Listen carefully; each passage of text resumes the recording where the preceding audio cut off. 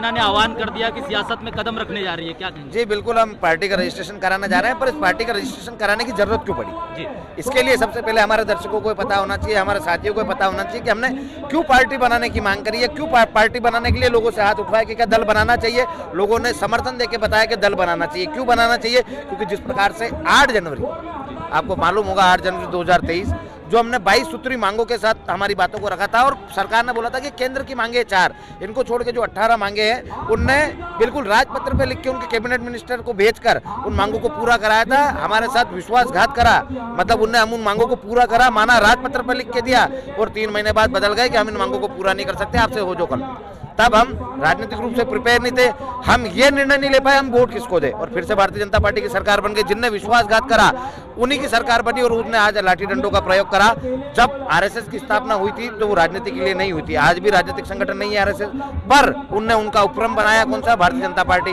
उसी प्रकार से आज करणी सेना परिवार राजनीतिक दल नहीं है, पर हम एक उपक्रम का निर्माण करेंगे, उस उपक्रम को बिल्कुल राजनीतिक रूप से उतारेंगे और राजनीतिक दल के रूप में हम काम करेंगे और जो हमारी जो मांगे हैं उनके जो हमारे 20 सूत्री मांगे हैं उनके लिए संघर्ष करेंगे और उनको पूरा कराएंगे। अब जब यहाँ हमारे लोग यहाँ से जीतकर विधानसभा में जाएंगे तो इन बातों पे चर्चा भी होगी, उनको पूरा भी किया जाएगा। गौ माता को राष्ट्रीय माता का दर्जा दिलाना चाहते हैं। इसके बाद हनुमान चालीसा यहाँ से कही गई। आपको एक बात बता दे, हमारे जो पुराण है उनमें स्पष्ट लिखा है कि जहाँ गौ माता का अपमान होगा, जहाँ गौ माता की हत्या होगी, वो प्रदेश और राज्य कभी सुखी नहीं रहेगा। तो हमारे यहाँ गौ माता की हत्याएं भी हो रही है, गौ माता परेशान भी है, तो हमारा राज्य इसीलिए समृद्ध नहीं है। हम तो सरकार से भी मांग करी हमने गौ माता को राष्ट्रमाता का दर्जा दे, पर वो राष्ट्रमाता का दर्जा तो नहीं दे पाए, उल्टा हमसे बात करना ही उन्हें स्वीकार नहीं करा। जिस प्रकार से वो किसानों के मुद्दों पर पीछे हट गए, जिस प्रकार से विद्यार्थियों के मुद्दों पर वो पीछे हट गए, हमारी सारी मांगे जो थी किसानों, विद्यार्थियों और गौ माता, हिंदू धर्म और सनातन की थी, पर इनको मानने से उन्होंने इनकार करा। अब हम इस झंडे को बुलंद करेंगे और हमारी मांगों को पूरा करेंगे। सनातन और हिंदुत्व की बात करके कहीं ना कहीं ये कहा जा रहा है राजनीतिक गलियारे में कि आपने उनके हलक से मुद्दे ही छीन लिए हैं।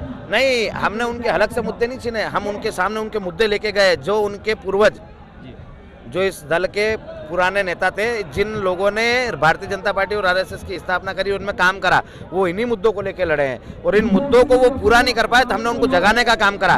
पर हमने उनको जगाना चाहे तो उन्होंने हमको लाठी डंडों से पीटा, हमारी आवाज को दबाना चाहा। तो हमें लगा कि जिस प्रकार से संघ ने एक राजनीतिक दल की स्थापना करी थी, जरूरत पड़ने पर आज हम भी इस जरूरत के हिसाब से एक राजनीतिक दल की स्थापना करेंगे और अपने लोगों को वहाँ भेजेंगे और मांगों को पूरा करेंगे। धन्यवाद। तो आप देख सकते हैं कि सियासत में कदम रखने का एक बेजोड़ कहें कि आह्वान जो है यहाँ पर करणी सेना ने कर दिया है। हमारे साथ जीवन सिंह शेरपुर थे, जिनसे हमने चर्चा की है कि अब करणी सेना जो है सियासत में कदम रखने का आगाज कर चुकी है और साथ ही यह आंदोलन अब यहीं पर समाप्ति भी होता है। शुक्रिया, जय हिंद।